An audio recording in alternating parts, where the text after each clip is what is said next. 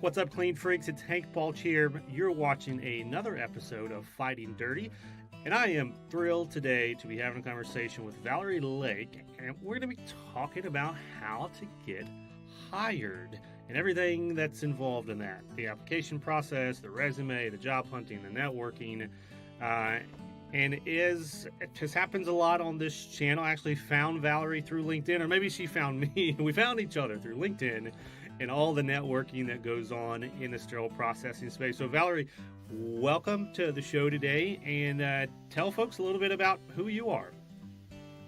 Absolutely. Thank you, Hank, for having me. It's definitely a pleasure for sure.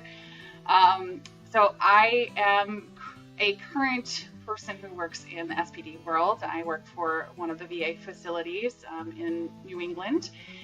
But my background started in the Army, so I'm a veteran myself. I started in SPD as a sterile tech. For the Army, it's split both surgical tech as well as SPD. Right. So it's nice because you have that full encompassing understanding, not only from the SPD standpoint, but how the end user uses it as well. So it makes a deeper relationship. After I was a reservist, so after I got out of my training, I worked in a level 2 trauma center, and that was a great experience. I worked under a fantastic director who was really much a germ buster, as she coins it, and just taught me the right way. From then, I bounced into as a storage tech, but I really found a love for fighting dirty, as you guys say, and because it's so overlooked, it's so important. Yes, it's important what you do at the surgical field, but it's just as important to make sure that those instruments are on point.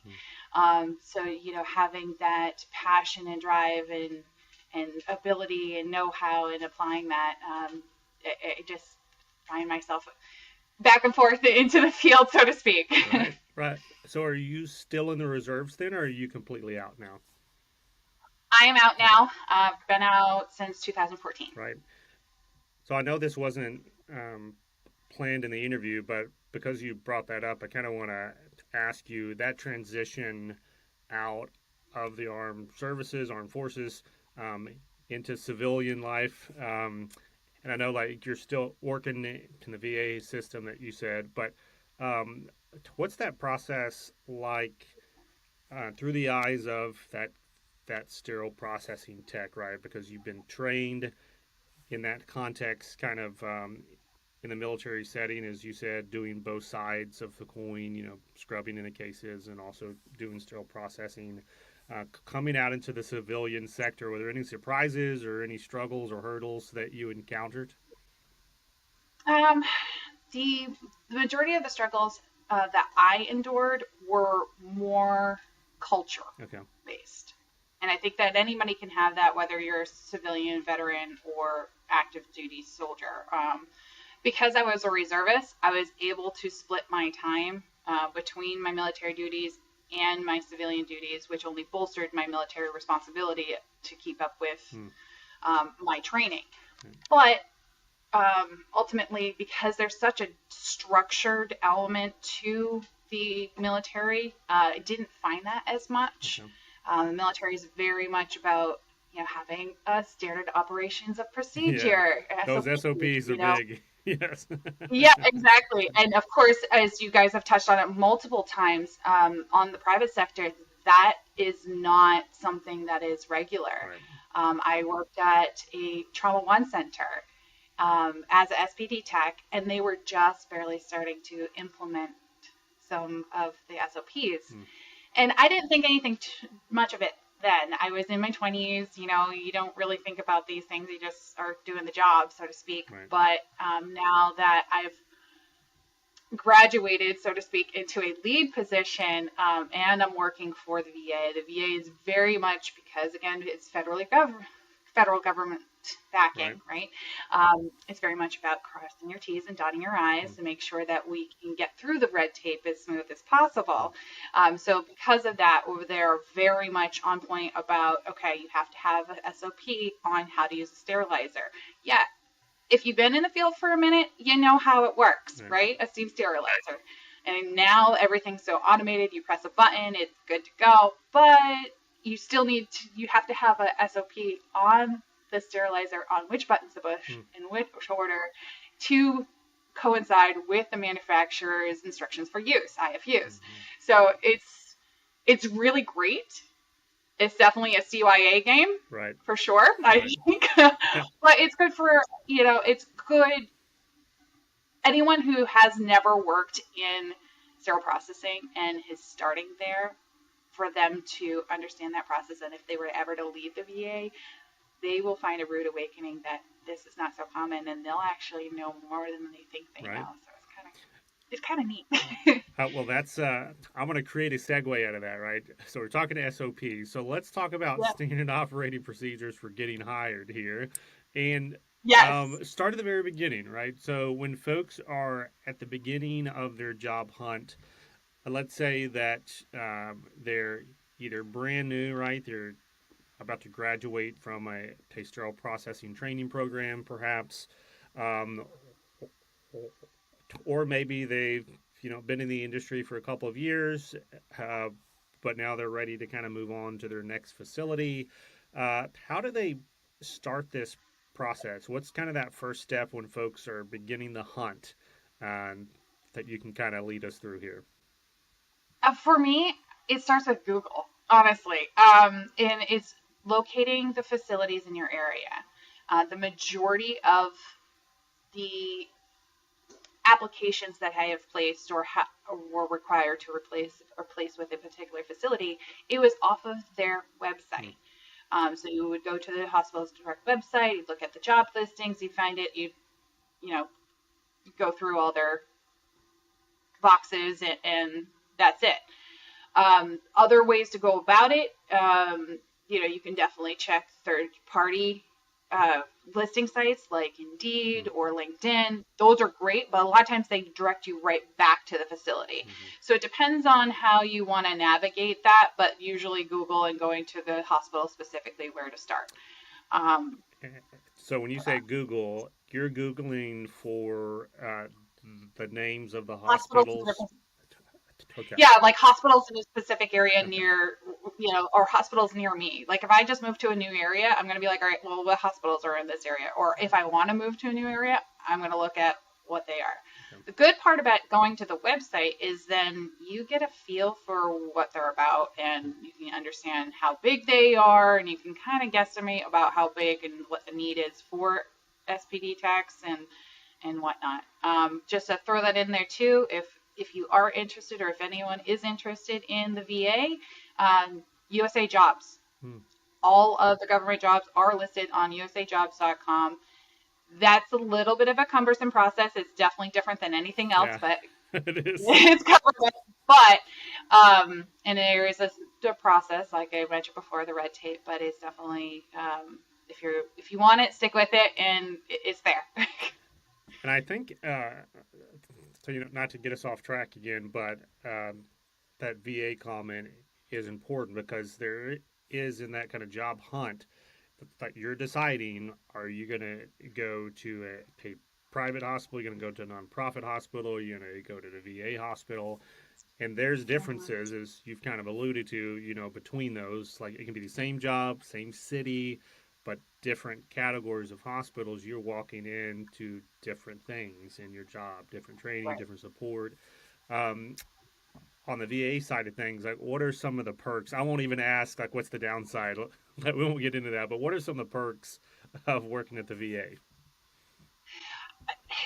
I think it's an internetwork and the ability to transfer. It's not like a direct transfer or anything like that, but as they say, once you get your foot in the door, you're there.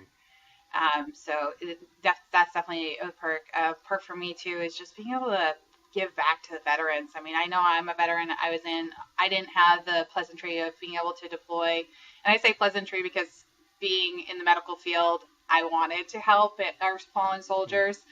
But didn't have that opportunity, unfortunately. But this is another way I can do that, both older generations and my generation and future.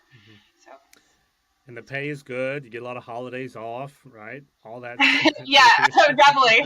I mean, oddly enough, we are talking about getting into the labor force on Labor Day. Yeah, So, I thought about irony is that. definitely not lost there. But yeah, I am off today, as with any other federal holidays, because it's a federally governmented thing. The ability to see everyone's pay scale is also something that is interesting and unique within the VA. Hmm. You can even just Google it now and you can find out, okay, this person is listed as a G6, for Hmm. instance, and you can find out what they actually make. Right. There is an automatic step program as well, so you are automatically getting raises, Hmm. on a regular basis. On the private sector, it really depends on what funding they have coming into the hospital as far as what they can give you, Hmm. as well as what they find value in you as an employee and the trade itself. I know you guys have talked a lot about the pay scale, Yeah. and that has been a thorn in my side as well, Yeah. being such an important role. But It's interesting on that private sector side, and we might get into this a little bit later here too, but um, I see a lot of flexibility. So, like the pros of working, like for a for-profit, not-for-profit hospital outside of the government is there is much more flexibility on that pay scale. So, like at times it might be lower, but especially as you start getting up into kind of those leadership positions, then it becomes a conversation around your credentials, around your work product, and you can come in and you can get 10, 20, 30,000 more dollars than some of your peers in other similar hospitals around the country, just because you're able to make the case that you know yes. more, that you can lead better, that your team's more efficient, etc. And I would imagine that's not as flexible on the VA side of things. No, on the government side of things, it's very straightforward.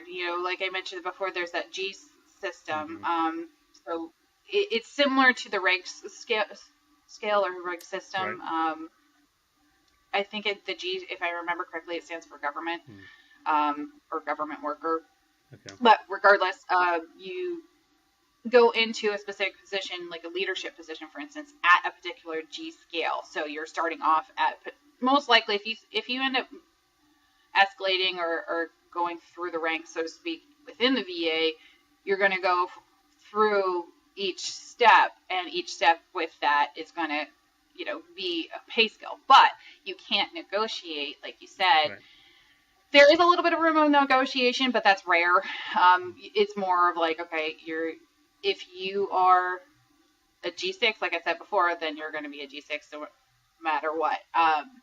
The difference, though, is there is incentive pays for where locality pay. Mm. So, for instance, if you work in a metropolitan area, Mm. or for us specifically, I work at the White River Junction facility. We're right next door to Dartmouth Hitchcock Hospital. So Mm. that's one of the trauma. It is the trauma one in New Hampshire. Okay. So because of that, there is a bit of a competition there, and we are allowed to have a little bit more of locality pay because of that. Hmm. So Um, yeah, there is that portion of it for sure. I want to ask you one more question on the Google follow up. Uh, you go to Google, you Google around, you find the local hospitals, you decide you want to go the government route, you want to go the private sector route. Um, do you do any other kind of online research, or would you advise doing any other kind of um, I say research, but it could also be stalking. Do you try to find like who else works there? Do you try to find the boss or the manager? Kind of walk us through like how you approach those kind of things. Me personally, no. Okay. Um, it's because if that's a fine line, that can really make or break you. Mm-hmm. Because if you rub somebody the wrong way, they might have been like, oh, They're like, yeah. how did this person find me? Well, there's that. But there's the whole, so let's say somebody were to, if I was working on the private sector and I was a lead, or even just a regular tech, and somebody reached out to me on LinkedIn and we had a conversation, but I found them to be a bit aggressive. My opinion then is going to be passed along if I find out that they have put an application in, whether or not, so that perception that that person has that you don't know that you're reaching out to on a social media platform. Right. So you got to be careful with what you're saying. Yeah. Absolutely. Absolutely. What I would recommend if you do choose to reach out is definitely talk to them and get a feel for the culture. Hey, how many ORs do you have? What is your workload for the day? If they're willing to talk to you. If they're not really willing to give information, don't pump them, don't push them. Right. And that's not going to help the situation. Right. You would put it this way: I wouldn't feel comfortable asking as much as somebody asking me these questions, especially if I'm not allowed to say these things. Right. So yeah, no, that's a good call. Yeah, definitely. But there is a lot of things that you can do to discover the culture without connecting with a person on LinkedIn or, on a social media kind of platform. You can go to the hospital itself and just get a feel for what the interaction is with the patients. Get a feel if you are finding that some of the nurses, or doctors or assistants or what have you are feeling overworked, or if there's a lot of griping and bitching. Yeah, there is a lot of interdepartmental stuff, but it kind of feeds into the whole culture of the hospital. So if you're not getting a good vibe, as they say, from that facility, maybe it's not for you. Another way to figure it out is on their website. Take it with a grain of salt because, mind you, it is put up by their public relations personnel, right. So they're going to put everything into the best light. The other thing you can do is Google. See if there's any malpractice suits going on. That there's a lot of information out there that can help you. Most things are public nowadays, and you can easily find it with a click of a button. So you can do your research and you can do your digging if you so choose. Yeah, so I was thinking as you were talking about the Google reviews, like almost every hospital these days has Google reviews and star ratings, and you see similar things on Indeed. And it may even be on LinkedIn these days, for the companies. I don't know if they have reviews specific to that or not. But as with everything, though, you do want to take those reviews with a grain of salt, as you said, because you don't really know what the background is with the person, if they were fired, if they're just upset, if it was just a one-off crazy experience that they had. But I definitely agree and support what you're saying is try to get a grasp of the culture before you put all your eggs in that basket and say, I want to work here because it's a job I want, it's the time I want, but if it's not the culture that you want, you're not going to hang around very long. That's a lot of work to put in for that. So, yes. Let's start talking about some resumes, because if you find the job, let's say that you go to Google, you look at the culture, you're like, this is for me. That next step, even before you start the application, because we know in that application process, at some point or another, they're going to be asking for your resume. So let's talk about the resume first. How do you approach creating a resume? Are there any kind of do's or don'ts that you'd like to share? That's been an interesting subject over the past few years. Things have changed dramatically in the last 10, 15 years overall, not necessarily just SPD. As far as resumes go, it used to be that you wanted just a really short bulleted kind of scenario. But if you're submitting a resume in response to a listing, you most likely are going to run into what is called the screening process, or what is referred to as a screening process. It's an electronic screening process where they're going to, it screens your resume and puts it up against the job description. to see how much it matches. Hmm. And that match is pre-designated or set by the human resources team at that facility. But if it does not pass that screening, then you are going to not even get a person to look at your resume. Hmm.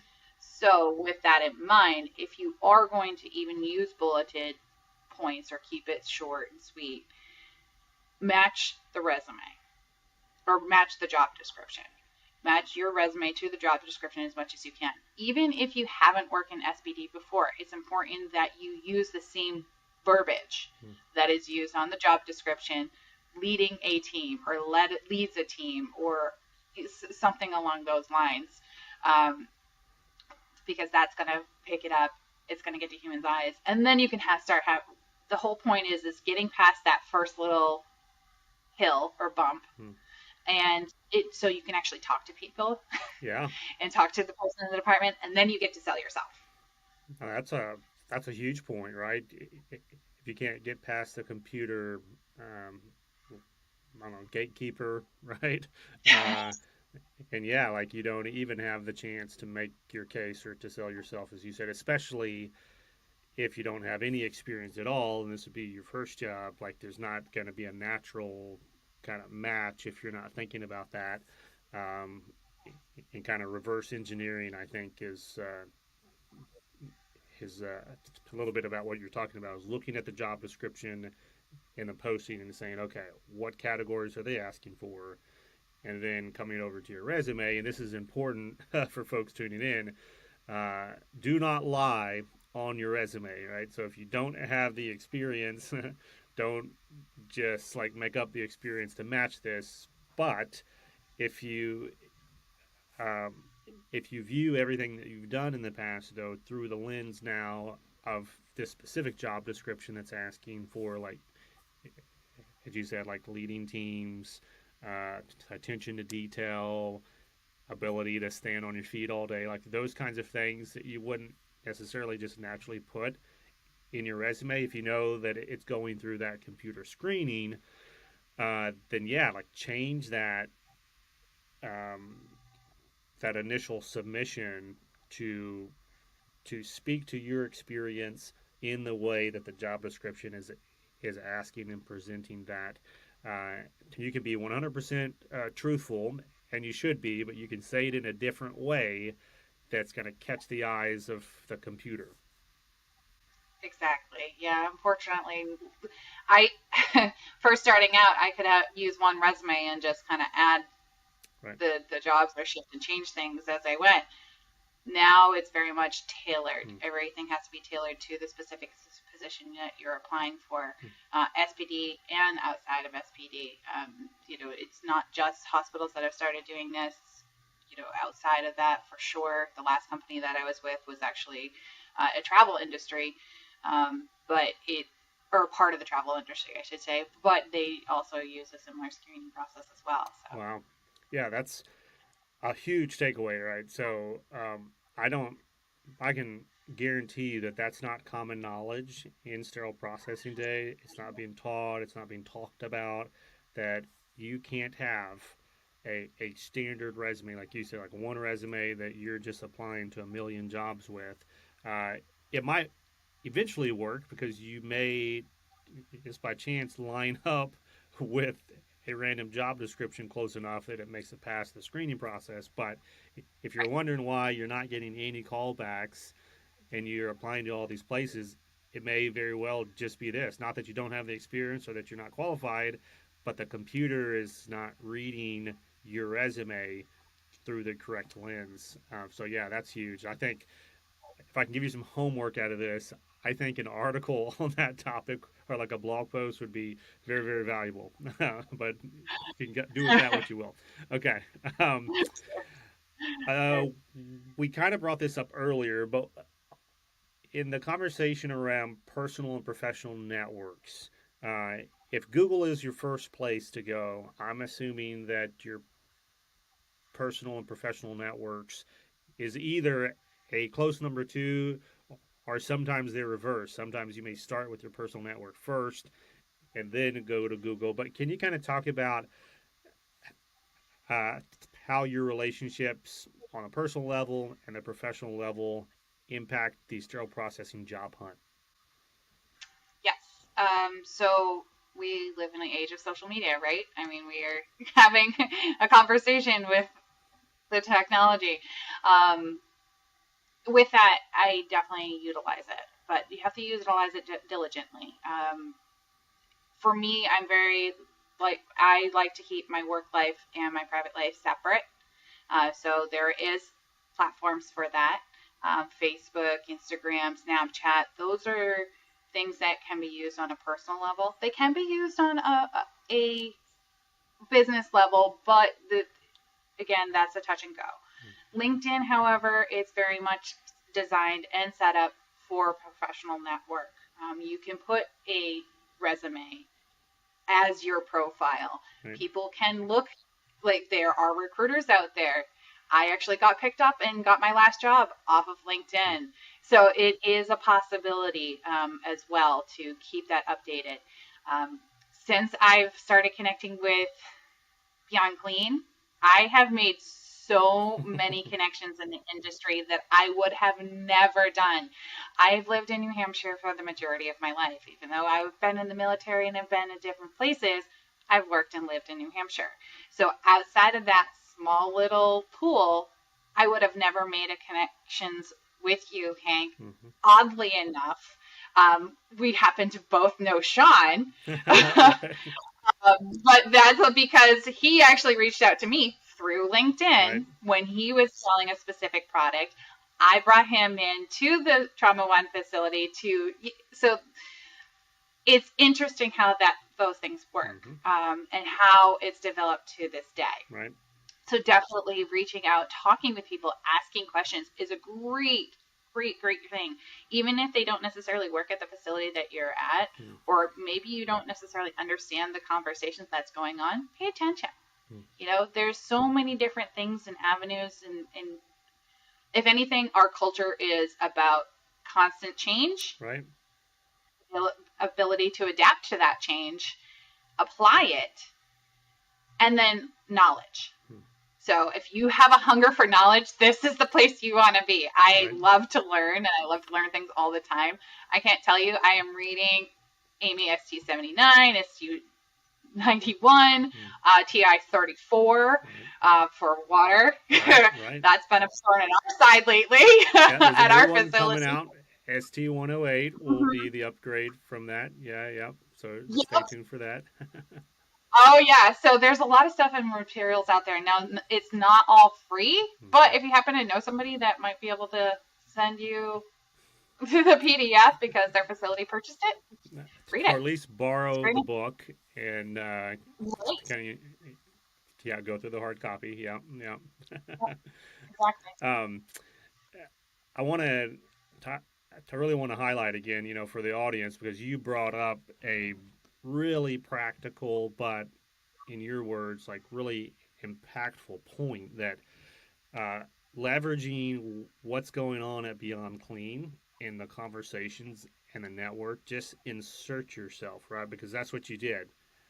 I don't exactly remember like when you showed up on the LinkedIn radar, but there was a day when you weren't on the LinkedIn radar on Beyond Clean, and then you just started, boom, commenting, engaging, being there, being visible, adding insight and value, asking questions, responding to questions, and that works in two ways, right? Like you're adding value to our community in sterile processing because of all your background and insights, but then because you're engaged, our entire network now, when you engage personally on the different posts or the different conversations, now our network is seeing you, and there's other folks that are like, hey, I really like what she had to say, or I got a question about what she says. Let me connect with her. Let me follow her. Let me message her.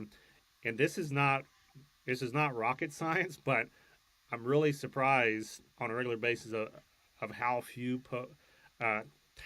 folks see the tremendous organic, free value of growing in this network, because it's a very large, very fast growing. There's a lot of different folks on the vendor side, on the education side, on the in-house side. Everybody's kind of paying attention to these things, but um, there's a select few on a regular basis that are constantly engaging, and you've been one of those here in recent days, which is why this is why I'm interviewing right now, because you kept coming up, and I was like, man, you keep saying some good things about getting hired and applying and everything else. I was like, let's do an interview about it. So it's very, very smart, Yep. is what I'm saying. If not anything, I always seem to have something to say, whether it's good, bad, or indifferent. Right. And finding people to listen is another thing too, but I digress. To mirror what is going on at LinkedIn, at the VA, we use an Outlook platform, so we use and communicate through Teams. Okay. So I can contact anyone that's in the nation, no matter where they're located, and ask them a question. Hey, what are you doing at your facility? What struggles are you having? And hey, is anyone using this instrument that this doctor wants to bring on at our facility? What is your experience with it? Those types of conversations can't easily happen on the private sector. If you're not connected, or you don't have an interweb of facilities that are all connected like that, where do you turn? A lot of times you can turn to your vendors or reps. A lot of them worked in SPD at one point in time. They started off there, but ultimately their goal at the end of the day is to sell you the product that they have. Right. So they're going to push that directive. So how do you get a non-biased information? I found LinkedIn. It's funny because I alluded to before that our facility is going through water. I think a lot of people are trying to get onto that game. Right. VA being government, we are definitely jumping right in head first on that and getting those up to snuff. And it obviously finding difficulties because some of these facilities, if you are not aware, are very old. Right. So it's challenging to say the least. But we put in, for instance, a new critical water system. And knowing what I've experienced since I've been there, I've actually, my experience that I've been there and knowing the history of it and being able to have that knowledge when somebody had asked, hey, well, what happens when I have hard water? Hey, I know, I've been through that and I can help you. And Right. just jumping on somebody, I have no idea. I was doing that the other day and I have no idea who this person is. I don't really know anything about their facility, but the industry, the standards all come from the same place. Right. And so if we can all help each other, that's going to help break down a lot of the walls about, having certain attitudes or whatnot. Let's get away with that. Let's do away with that and just be there. And I think I find you guys are fantastic. I am definitely raving you to all of my people and be like, oddly enough, if you didn't know, we actually use you as an outside resource for CEUs. Oh, nice. Okay. For people too. Yeah. So it is, you are there. You do make a presence with the VA, so that's awesome for Great. you. Yeah. But it's crazy how it's being utilized. I think you've touched on it a few times in some of your other podcasts of how LinkedIn is being utilized for our industry. And we have such a presence on there. It's deafening with some of the questions and comments. It's big. It's really, and all this ties in, right? So folks maybe listen to this is like, okay, I thought this was going to be about applying for the job, resumes, and everything else, but what we're talking about right now with the professional brand building and the personal brand building is so critical. I've done videos. We've talked about this on the podcast before too. But what you're describing and how you view the value of LinkedIn and all the contacts and even recruiters. You said that you got a job off of LinkedIn. This is real life, and this is the kind of things that puts you in a more competitive place than 99% of the other professionals out there in the industry because yeah, like LinkedIn's a very vibrant network for sterile processing. It's not a small group by any means, but there's a lot more folks out there that are not on LinkedIn. And if you are, and if you're active, because there's a lot of folks that like have a profile but they're not really active, or they have a profile and like they consume a lot of content but they're not engaging. If you start doing those extra steps, like you build out your profile, you're constantly engaging, you're adding value, asking questions, building connections, you're really pushing yourself up to like the top tier in sterile processing thought leadership. And I can't tell you like how many stories through the last, I think I got on LinkedIn maybe 2013, so the last 9 years, um, how many opportunities came through LinkedIn that I would never have gotten outside of that. There's been job offers, there's been businesses that have uh, been created um, because I wrote a blog about something. And they're like, oh, that's a great idea. I think I'm going to go do that. And I had one guy who flew me out to a state on the West Coast and like showed me all this new technology and everything that he built. And he was like, Hank, it's because you wrote that blog, 3 years ago about this topic, and I decided to do something about it. Like, Yes. it's really, um, it it's powerful. And that's what I want to get across to folks who are watching. Is like your opinions, your insight, and your perspective and your challenges. People are listening. Like to have resources to fix things. They're watching the conversation on LinkedIn. They're seeing it, even if they're not commenting or responding. They are being impacted. So um, it, it is serving to change the industry at the same time that it's making you a more powerful and competitive candidate in that next job Right. opportunity. Absolutely. I mean, if anything, when it comes to job hunting, so there's two coins to it, right? There is the all the nuances that come along with it, application, interview, going through that whole process. But ultimately, you're trying to sell yourself, whether it's through paper, through presence and being there. Um, but what, but that those moments are so short, Hmm. and only if you get that shot, only if you get that chance, and it kind of, it's like getting into professional sports in a way. It's how you have to look at it when Right. you go through the standard means of job hunting. So one thing that I've found that's really beneficial is using LinkedIn as that. That is your resume. That is your chance to shine. That is your platform to sell yourself and say, hey, I know what I'm talking about. Mm-hmm. If you've been in this industry for long periods of time, but you don't necessarily want to stay a facility or go to another facility and just do the same old, and you want to start getting into as a rep, well, obviously you can't really talk to the rep that you've got because they're not going to tell you, yeah, here, take my job. Right. But but if you start making a presence online, they're watching. Mm-hmm. Somebody is Mm-hmm. watching. I have quite a few people that have invited me to follow, to connect just through the past couple of months after making a voice and platform on with Beyond Clean, um, that are reps, Mm-hmm. that are have these platforms. Mm. And I'm I have a theory in play, but I believe that if you put yourself in a good enough light where they say, I want her, I want this person on my team, somebody's going to make an offer. Right. Whether or not you take it, just have it knowing that you have that bit of flexibility Mm-hmm. and not inside of one box.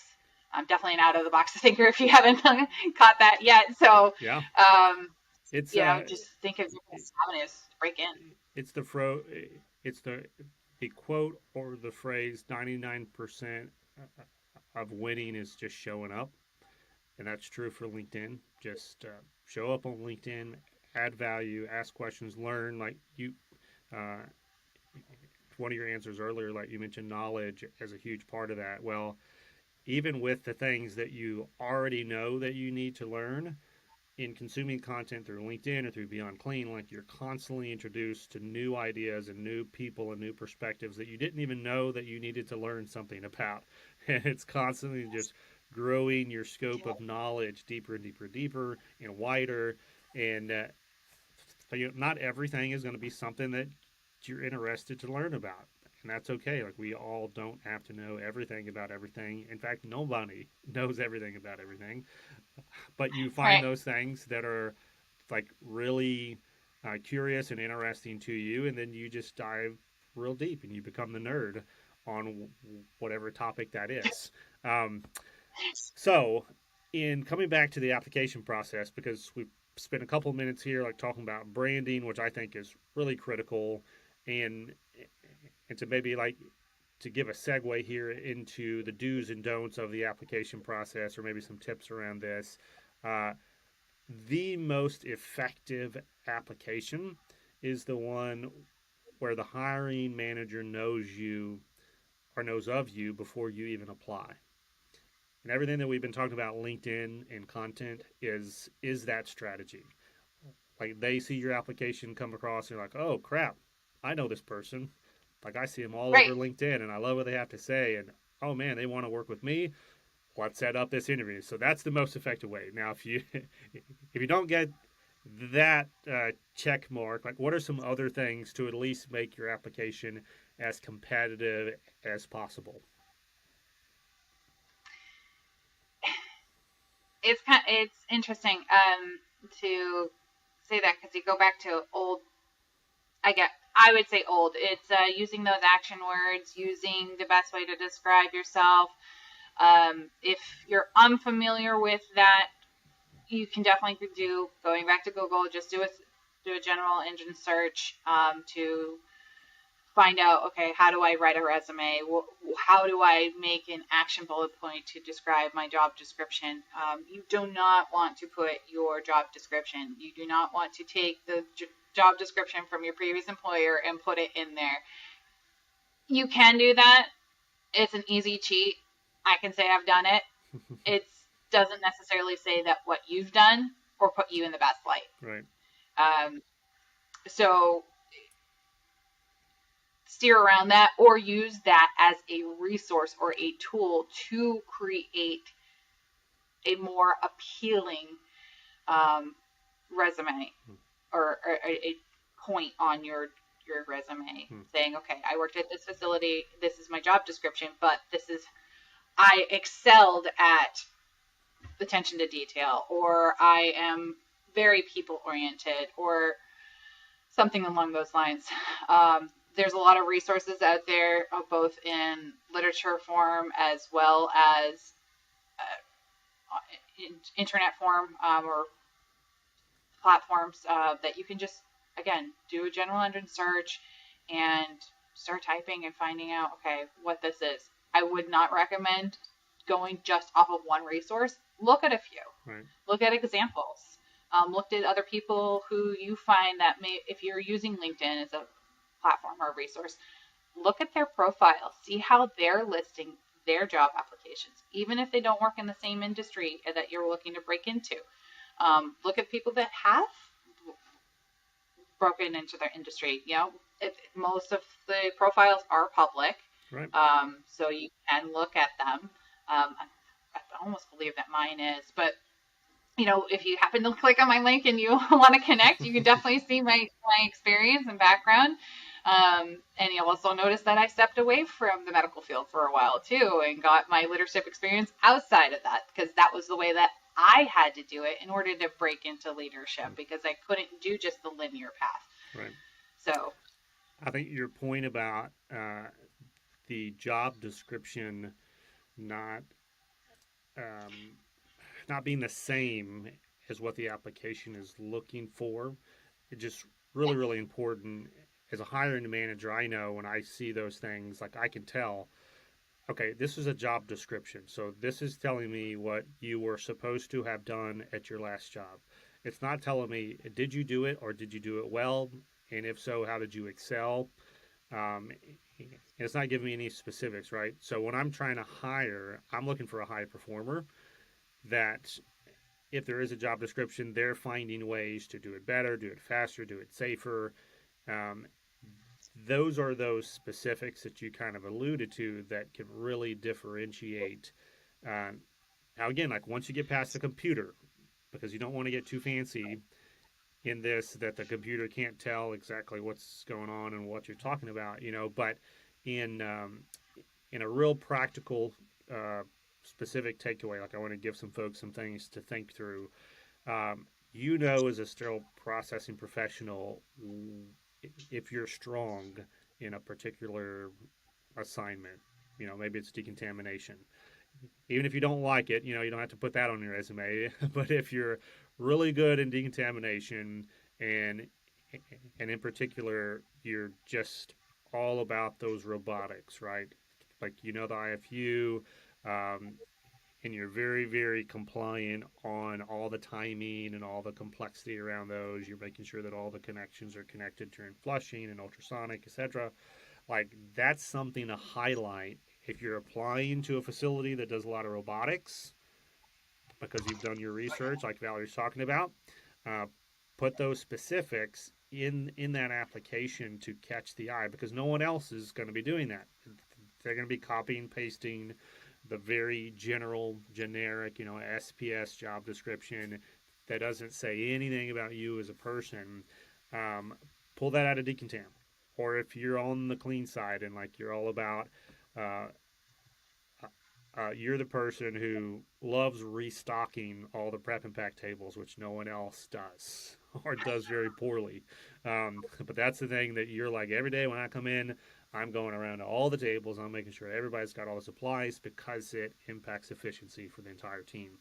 Like find a way to quickly and succinctly communicate that, and those things will catch the eye of a hiring manager. They will come up in an interview because nobody else out there is going to be writing those specifics that are tied to who they are as a professional, specific to the job that they're wanting to get, and again, like that just comes uh, exactly out of what you're saying. To kind of stay away from co- uh, the copy and pasting, and then definitely be careful on kind of resume uh, Google searches because they're still built in that kind of 10, 15-year-old model that you referenced before, the old way of doing things. So, Right. So that being said, though, it may even behoove some people to have two resumes. hmm. There's the detailed one that you would put and submit that is potentially going to get screened by a computer, and then the one that you'll have at the ready or so you when you get to the interview process, because you guys Yeah, let's are talk rock about that stars. now. Yeah, let's talk about the interview now. Yeah, absolutely. So you get to the interview process. One thing you should always bring with you, maybe two things, is a copy of your resume and a list of references. And those should be ready to go. So if they ask for them on hand. Now, with the resume, because let's say you did go with the two resume option, the one that you bring with you, that one can be the personalized one. That one can be the detailed one that said, hey, yeah, I am amazing at my job and these are the skills that I can rock every single day. Hmm. That's the one you can literally hand them, because the long detailed one, not for nothing, no one's going to read all that. Mm-hmm. No one had time, and when you're trying to go through multiple applicants as a person, uh, they want the bulleted form.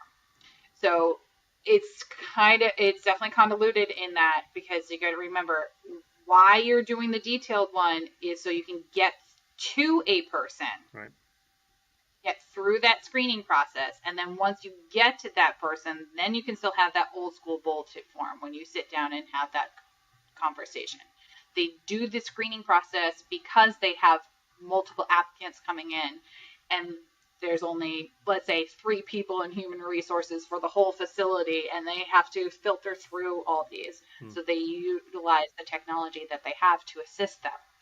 Right, wrong, or indifferent, cold as it is, because technology doesn't have feelings. Right. Just keep that in mind, and then you're at the interview now, and you're ready to go. That's the point. That's the point, the step point that you want to get to, so you can sit there and sell yourself and talk about how, for me, I excel at scopes. I get into a rhythm. I'm efficient on it. And at the facility that I was before being a lead, the last facility, I was the scope person.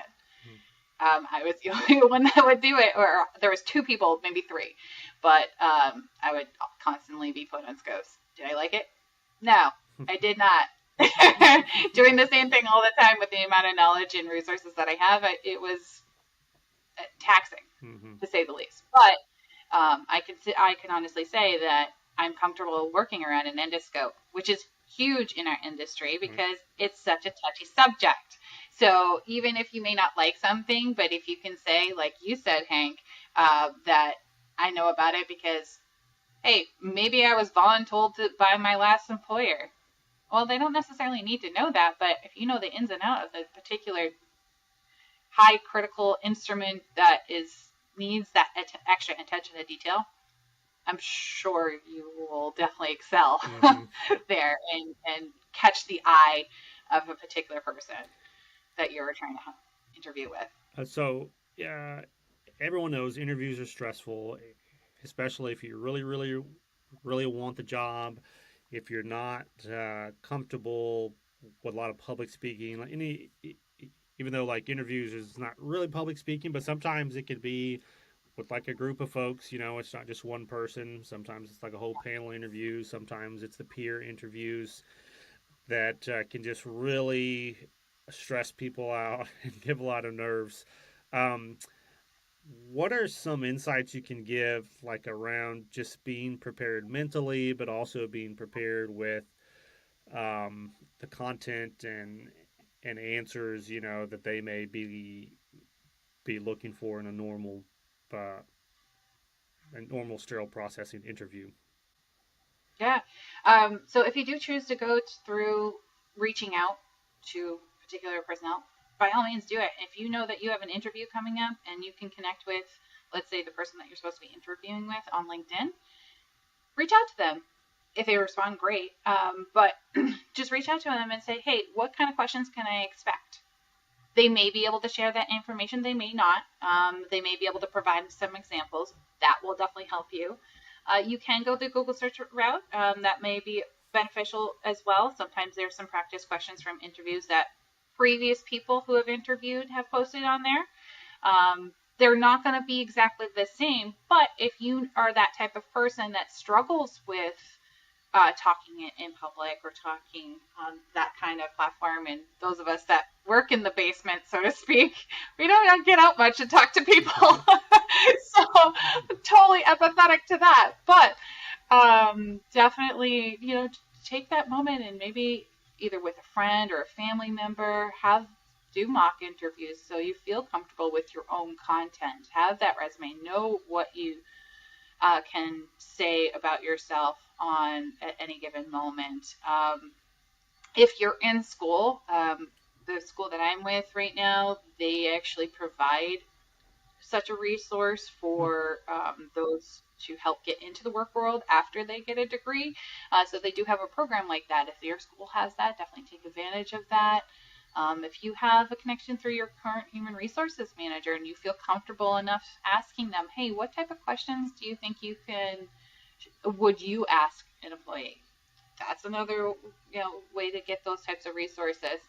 That one obviously is a little touchy because if you don't have a good relationship with them or if you don't necessarily want to know that you're looking elsewhere, probably not the avenue you want to go.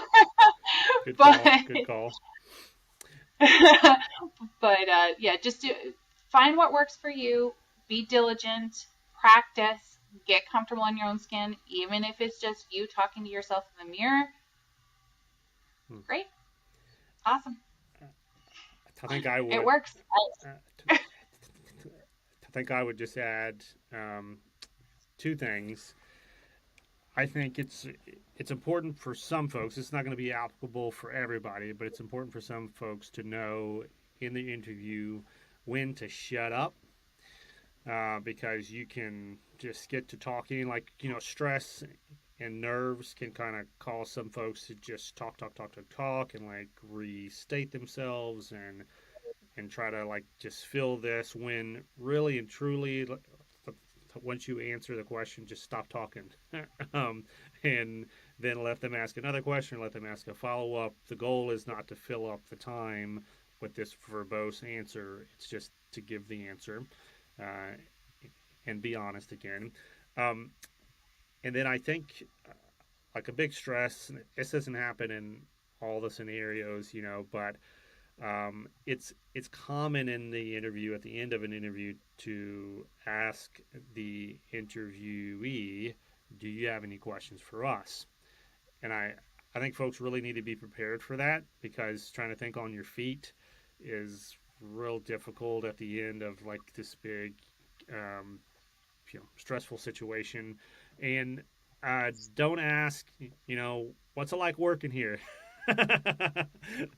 Or do you like working here? Like, there's nothing wrong with those questions, but like that's not really giving you. That's like a throwaway, It's not showing any engagement on your end with all the questions they just ask you, or like really trying to dig into the culture or the opportunity there. So I would advise you, yes, like be prepared, but not necessarily with uh, stocked questions, but be listening through your interview for what are some of the things that they asked me that I'm kind of curious about? Like, why did you ask about this?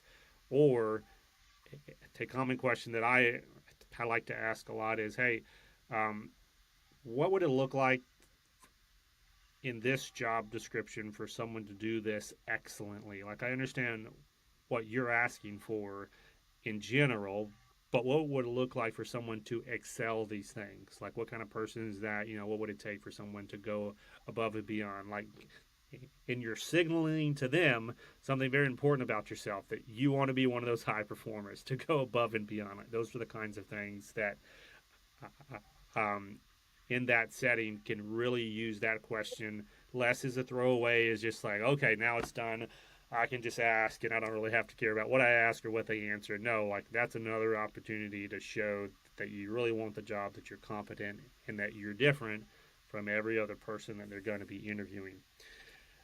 um, as we wrap up here, got a couple of minutes left here, Valerie. I want to ask you a couple of quick ones. The tour.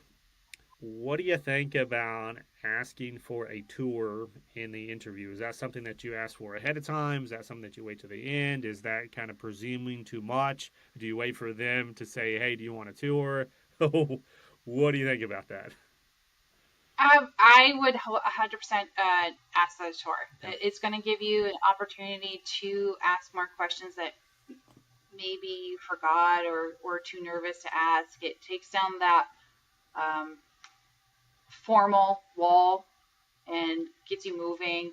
You get to actually see the department that you're potentially working in. It will give you a better perspective of, oh, yeah, maybe I don't want to work here because I don't like the setup. Or, hey, yeah, definitely, I do want to work here. I'm right on point. You definitely can ask ahead of time. If you can gain that point of contact with the person that you're interviewing, ask them, hey, do you think we can schedule in some time to do a tour? As you were saying, getting to the point of the question,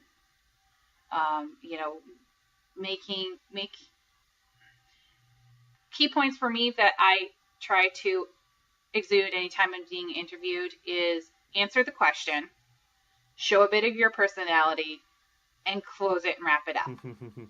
You don't want, even through this interview process, you can probably see that I've rambled on. I have so a large of that is because I am very passionate about this workforce. Right. I love this place. I love it. And I want to share all of my information with everybody.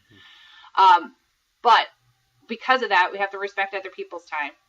And we have to be mindful and knowledgeable of that. And if you can do that, they're going to automatically have respect for you because you've given them that respect, which is going to, again, elevate you. So yeah, you can, if you feel that the interview went great, if you are down and to the point, get your answers out there and you actually may be ending early, they may offer you a tour. They may have built in time for the tour already. You can ask for it that time. But if you find that you're running over or having a fluid conversation or rambling because you're nervous or what have you, then you may not have time for the tour. So asking in advance, absolutely, may be beneficial to you, so they can maybe schedule extra time or maybe schedule a buffer time so they're not having to run to a new meeting. As you were talking to it, made me think, I would even recommend that at the end of the interview, it's not a bad thing if you know that you just totally like struck out on an earlier question, either like you didn't answer it the way that you wanted to, or you didn't even have any answer. Don't be afraid at the end of the interview to say, hey, I've had a moment to think through what you asked earlier, and I just want a caveat, or I want to add a little bit more insight to say, hey, this is what I really wanted to say, and I apologize it didn't come across, the right way. But yeah, don't feel like it's like once you pass to the question, it's it, and you got to live with it. Like, you can still clean that up. As long as they're sitting in front of you, you still got their ear and the opportunity to kind of to wrap that up well. Humble and having humility goes a long way. Yeah, and being funny. Way. If you're funny, if you got some humor, like, don't be afraid to throw that out. Everybody likes that. So, as we wrap up here, kind of the last big takeaway is, what do you do after? What's that kind of follow-up? Okay, you have the interview, maybe you got the tour. Do you just say, goodbye, I hope to hear from you? Is there anything to do after that process that you'd recommend? So one of my staple questions, if it's not already answered willingly, is what can I expect next in the process? And they should be able to tell you, you should hear from somebody in such and such time. Okay, great. So if they give you a 2-week window when you can see them, then yeah, maybe don't contact them. But if it's been beyond that 2-week window, maybe not on the 15th day, but definitely reach out. Say, hey, it was, about the process.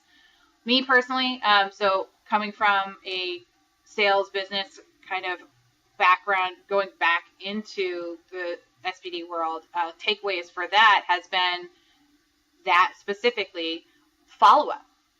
If you have that POC, point of contact, shoot them an email. Hey, it was a pleasure meeting with you today. Thank you so much for your time. Should you have any questions, please do not hesitate to reach out to me. Because you know what? The hiring manager or the manager of the department, they may have some questions after the fact that they may forgot to ask, or may want to follow up on, or maybe they didn't ask the question just right to get a clarified answer. So there's that opportunity too. So definitely try to keep that line of connection open as long as you can. If you sit there and just wait and just expect it to happen, it's like someone ghosting you because you don't know, because it's not their responsibility to tell you. It's you. It's your job. It's your responsibility. Job opportunity, I should say. So again, making that presence, showing up, staying present, and just working through that process. And then even that email follow-up can show a little bit of your skill set. I think every hiring manager appreciates someone who can communicate clearly through email. And so take time to write a good email, not a huge long thing, right? To what you said earlier, they're only going to have so much time, but a good, short, succinct, professional email, I think could go a long way in, as you said, staying present, but then also just continuing to sell yourself, through that process. A lot of great takeaways here, Valerie. Thank you so much for taking some time today on Labor Day to talk about getting jobs in sterile processing. We really appreciate you coming on the show. Absolutely. It's my pleasure. All right. Well, thank you all for tuning in for another episode of Fighting Dirty on Beyond Clean. And as always, we appreciate everything that you're doing out there in the basements and the corner departments around the globe, fighting dirty every instrument every time. And until we see you again next time, keep fighting dirty.